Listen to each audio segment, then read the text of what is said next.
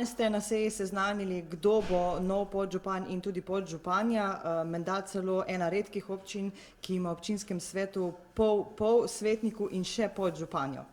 Ja, jaz sem v bistvu ponosen na to, da imamo uravnoteženo spolno sestavo občinskega sveta.